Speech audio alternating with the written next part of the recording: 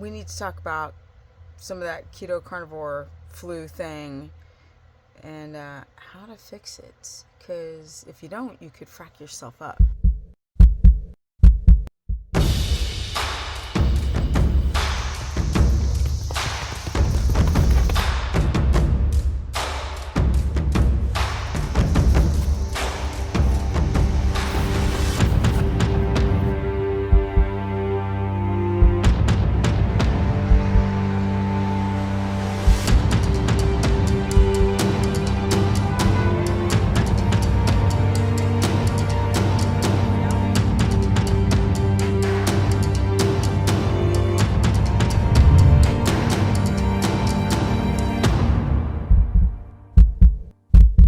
Welcome, everyone, to my humble life where it's been crazy. I've been trying to get all my house build completed before winter, so fingers crossed, or as the Swedish hold their thumbs. I know they do that.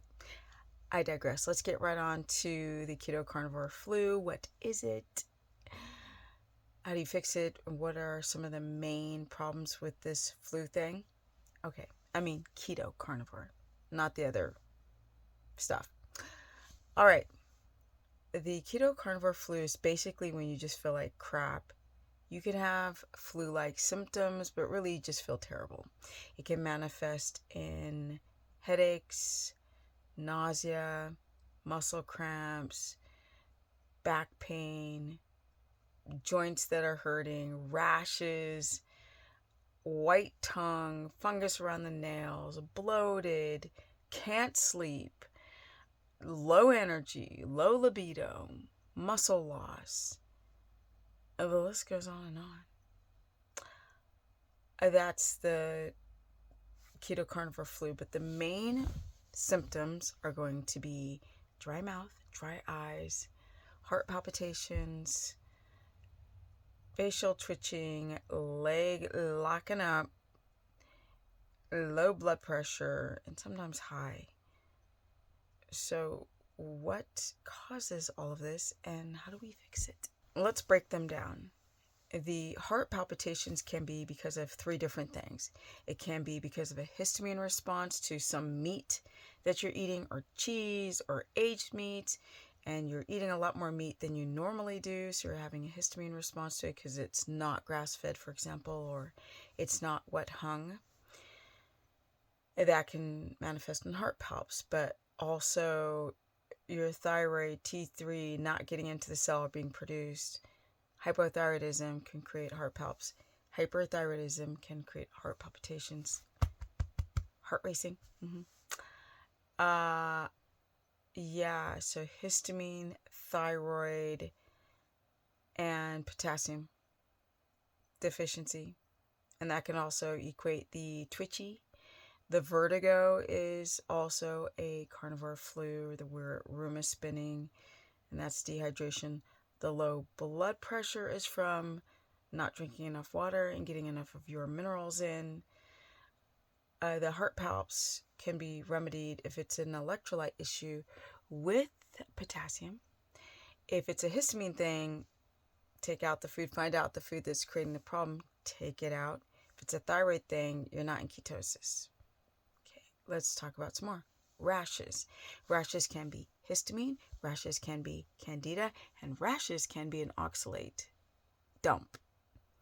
Now, Miss Sally, love her to death, but she got everybody thinking that every symptom you have is an oxalate. So don't be fooled. Not everything's an oxalate. Not everything is salicylate or oxalate dumping.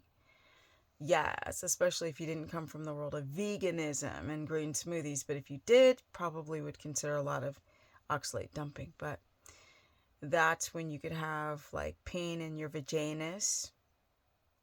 That's an oxalate dumping is another keto flu or carnivore symptom.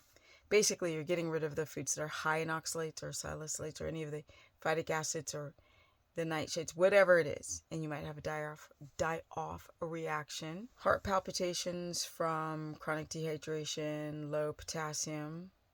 So get enough potassium in. If it's histamine, find out what the food it is. And if it's your thyroid, you need to eat every couple of hours the right food. Now, The rashes can be from a histamine response, candida die-off, which is a fungal infection, or the oxalate dumping. So, how do you fix that?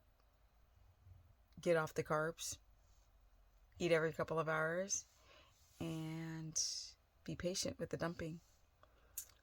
Now, the other symptoms are tired. That's because you're not in ketosis. So, eat enough fat. Get your stress down before doing a diet like this. Get your macros on point, your stress, your diaphragmatic breathing, follow circadian rhythm. Speaking of that, a lot of you guys are dehydrated. That's the biggest part of the problem, or one of the main problems of doing anything low carb, because you dump out your carbs and you start dropping a lot of water via the kidneys. Now, when you drink water, my people, if you guzzle it, yes, you're going to get in water faster, but it takes about 45 minutes for your cells to hydrate. So you can overconsume water and dilute the sodium in your blood and make yourself more dehydrated. So between 2 and 3 liters of water, depending on your size and your activity and if you're sweating or not, what season it is, when you're getting up to a gallon, it starts to be too much. That will definitely dilute the sodium in your blood. Yes. So think about it. The best time to hydrate yourself is between 10 in the morning and 4 in the afternoon, because y'all ain't following a circadian rhythm. Your body's going to absorb more things in that time. You have more cortisol regulation at that time, those times. Vitamin D is really, D3 on the skin is during those times. And that's why, having class at night or working late or dropping your kid off to some sports is not good, because you need to follow circadian rhythm. Your digestion follows a circadian rhythm. So when you try to eat at night, you don't digest very well, and that food stays in your stomach like a brick, making you develop histamine. Histamine intolerance can be remedied by kidney, thymus, getting your stress down, minding your electrolytes, taking away or rotating the high histamine foods like cheese and nuts. Those are the main culprits. Bacon, dairy for some people. Some people react, some people don't. The thyroid, you got to eat every couple of hours if you're having thyroid or adrenal issues. If you're having low libido, make sure you get enough animal fat in. Make sure that your gallbladder is functioning. You can massage the gallbladder. You can try supplementation, because if the gallbladder is sludged up or stoned up or tight, you ain't going to get into ketosis. And that's a lovely island to exist on. No joke. Those are some of the keto carnivore flu symptoms, some remedies. And eat every couple of hours. Eat up to 200 grams of fat. Do not eat too much protein. It'll convert back into glucose. Go to bed early. Exercise, but not too much. Try to exercise between 8 a.m. and 3 in the afternoon.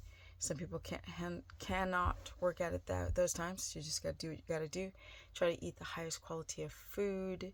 Free your mind up from this last couple days, because I had a consultation today where the woman was freaking out because who got into the office was not who she wanted. And I said, girl, you got illnesses. Get your stress down. It's not worth it. Focus on getting better in your own life. For some people, hypoglycemia is a part of the keto flu where you're just dragging on the ground. Don't go grab sugar. Try to have a slow burning starch like sweet potato, parsnip, yellow squash, or cooked carrots, pumpkin. Don't go for the candy. That's what some people do. You've got dysglycemia and hypoglycemia. Those are all keto flu symptoms.